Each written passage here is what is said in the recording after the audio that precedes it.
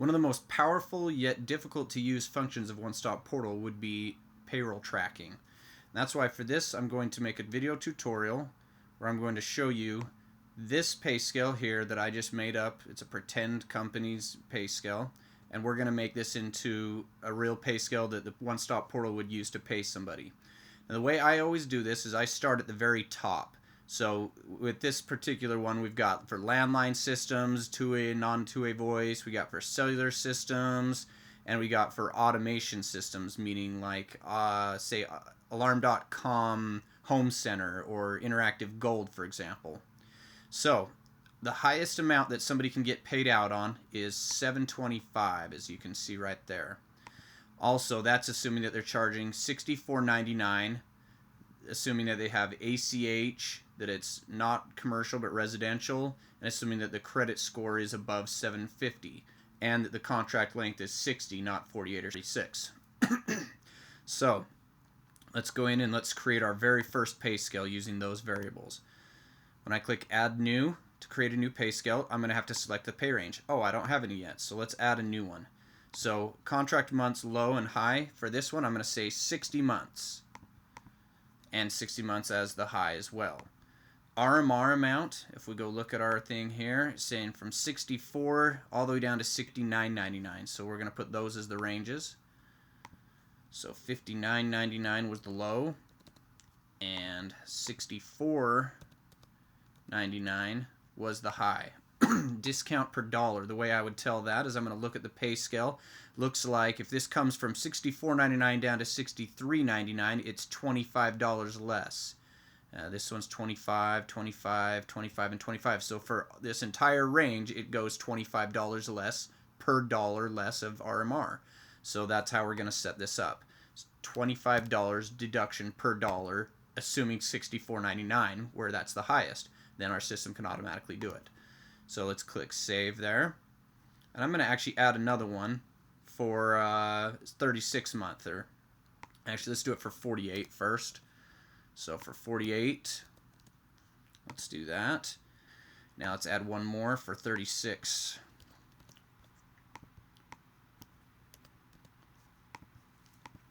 And now those three are in there. Now we'll still need to come back in and create it for the cellular systems and for landline systems, but these are the three that we're going to use for this, so I'll show you for automated systems.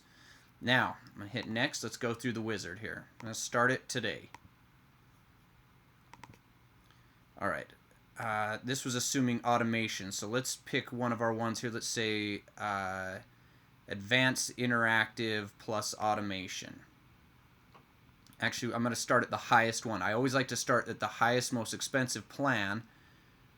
Or actually, the one that gives the highest payout. Sorry. So Interactive plus Automation would be our highest payout because they're getting deducted for two-way.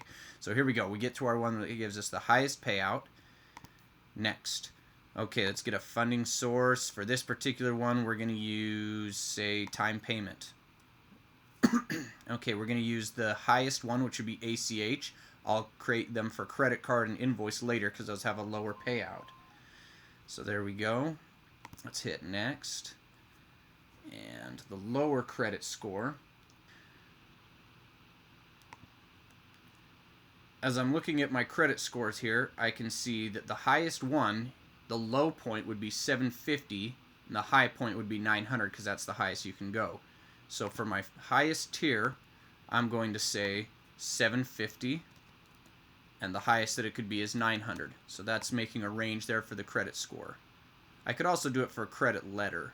So in time payments case, I actually probably would use a letter like B or O or A or R, whatever the letters are. But for this example, I'm going to show you how to do it with these ranges instead. Next.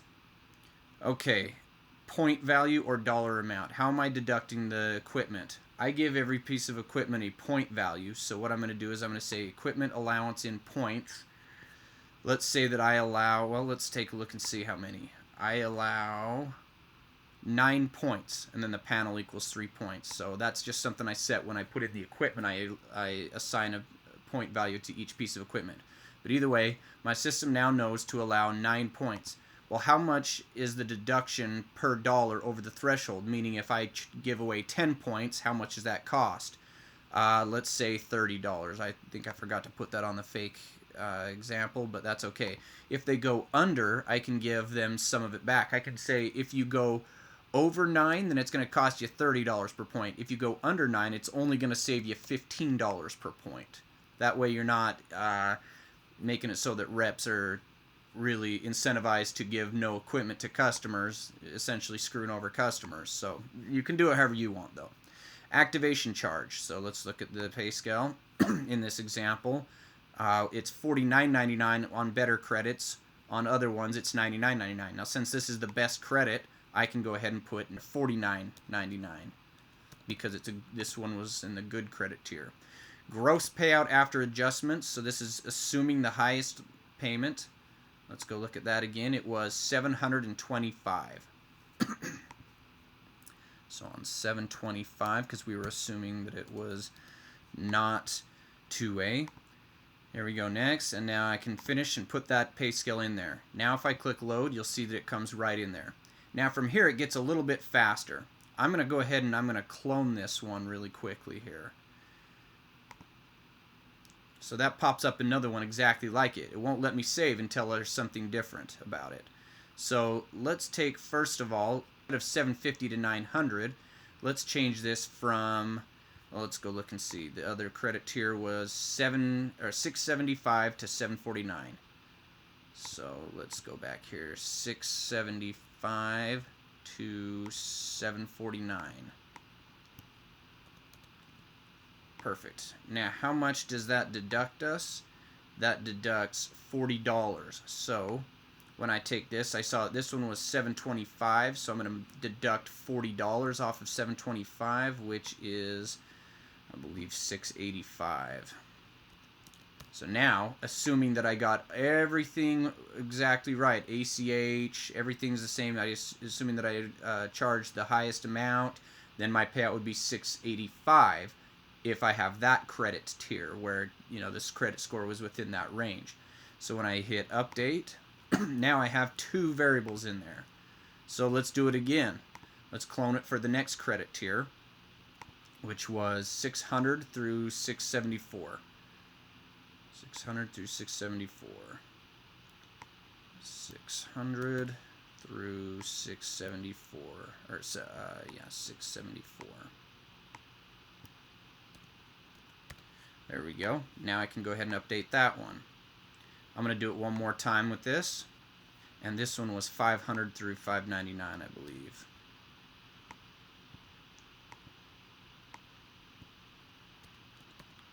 And, oh, you know what? I just realized I have to do one other thing here. So I have to cancel this. You'll notice that I made a mistake, so I'm going to have to delete this one. I did not change the payout on this one, so I have to delete it.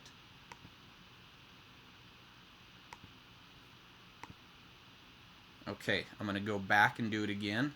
Cloning it, I'm going to say the range there, which was 600 through 649. Or was it? No, 674. There we go. Now I have to deduct, how much was it from this one? This one, it deducts 100, so $60 more. Actually, I can just take 100 off of the initial one, so I can just say 625 here. There we go. Update that one. Now I clone the last one. So this one was 500 through 599. There we go. And this one was a deduction of 300. So let's deduct 200 more off of this one. So that's 425 would be the highest you can get if your credit score is within that range. Update. Now, I'm going to show you how we do the clone multiple thing. So, because that's my next thing over. So I started with credit, and now I'm going to do it for, I've already got it for the ACH. Now let's make those changes for everything, assuming credit card. So I'm going to click all of them. I'm going to say clone multiple. So it's going to clone every single one of these. All I'm going to change is the payment type to credit card. and then the payout adjustment, positive or negative. Now, how much does that change it? If it's credit card, it's negative $40.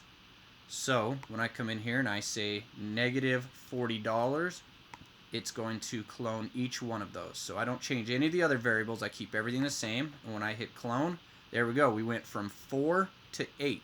So it has all of them for ACH and all of them for credit card. Now, let's clone each of those 4 again for invoice.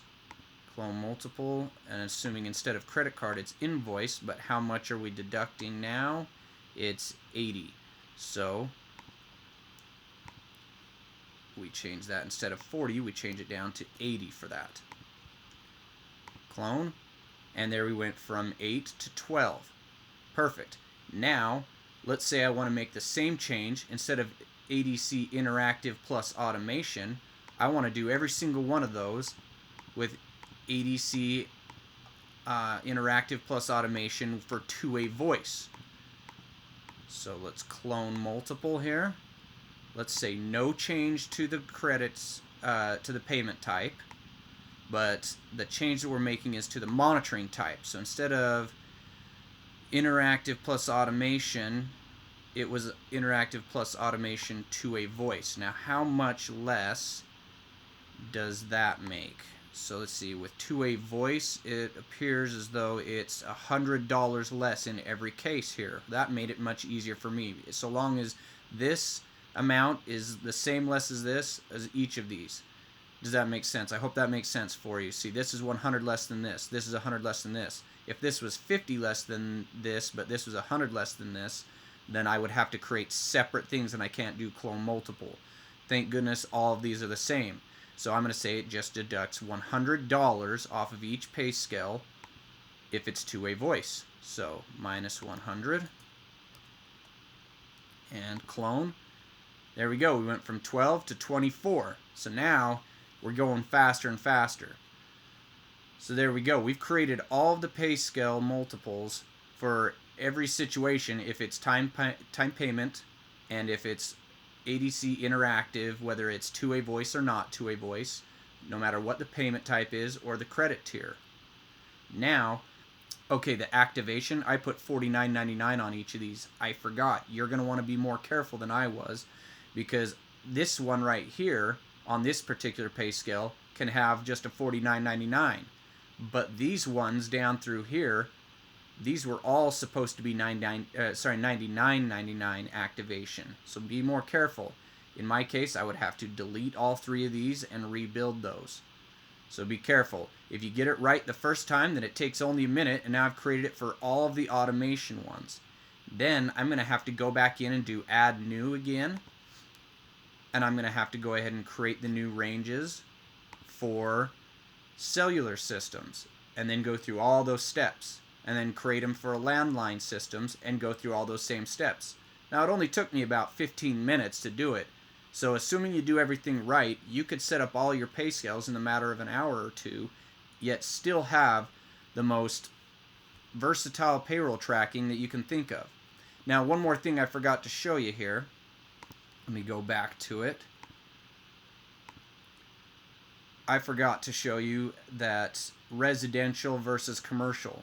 That was one of the things I just overlooked. Be more careful than I did. See, so the type is residential. Now I'm going to go ahead and I'm going to actually, I can click this button right here and it'll select all of them for me. So with every single one of those, in my scenario here, we see that I get $120 deducted if it's commercial. So I do the same thing as I showed you before, where I'm going to come down here, click clone multiple, and I'm going to say no change to any of these things except for the customer type. Instead of residential owner, I'm going to say for a commercial account, I get less multiples generally paid to me if it's a commercial account. So I'm going to say negative 120 and clone them. And there we go. We went from 24 to 48. Just like that, I created 24 pay scales. So that's what makes this go a little bit quicker. I know it still takes a long time, and that's just because it's an incredibly versatile system, but if you do it right, it's going to make it a lot easier on you when you go to run your payroll. In addition to all these, you have some other things. Now we have our install pay scale. This is very simple. You would say your base pay, let's say we pay our guy $100 a job, but after 6 points, I now pay him $3 per point over it. So if we give him a 10-point system, then that's 4 points over 6, so 4 times 12 would be 12. He would get $112, if that makes sense. Then in addition to all that, so that's for salesmen and pay for technicians. Technician pay is obviously very simple.